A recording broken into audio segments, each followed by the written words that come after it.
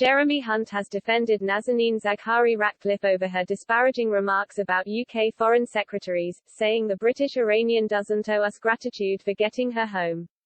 Mrs. Zaghari-Ratcliffe, who spent 6 years in Iranian detention on spying charges, was freed from prison last week.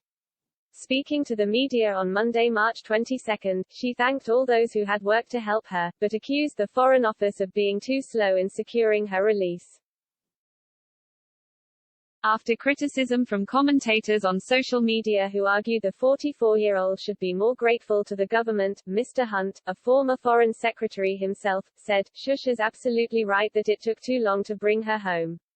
Mrs. Zaghari-Ratcliffe's release came after Number 10 paid a £400 million debt to Iran over a failed arms deal dating back to the 1970s. Although both countries' governments have said the two issues should not be linked. Ms. Zaghari-Ratcliffe said she had been told by her captors her imprisonment was connected to the unpaid debt. Speaking at a press conference in Westminster, central London, the mother of one said she had been overcome with emotion to be reunited with her husband and daughter but added, "What's happened now should have happened 6 years ago." Pointing out there were 5 foreign secretaries over the 6 years she was detained in Iran. Mrs. Zaghari-Ratcliffe suggested if any of them had stayed in the post longer, they might have made more progress. She asked, "How many foreign secretaries does it take for someone to come home?" One of the former foreign secretaries she accused of not doing enough to help her is Mr. Hunt, who was in office from July 2018 to July 2019, and he said she is right. He wrote on Twitter,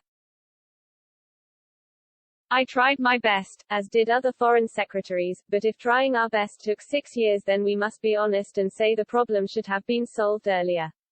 Ministerial turnover may have been a factor." However, speaking on BBC Radio 4's Today programme, he praised Foreign Secretary Liz Truss and the Foreign Office for negotiating Mrs. Zaghari-Ratcliffe's and Anousheh Ashouri's release, describing it as an extraordinary achievement. Mrs. Ashouri was detained in 2017, also on spying charges, and sentenced to 10 years in prison.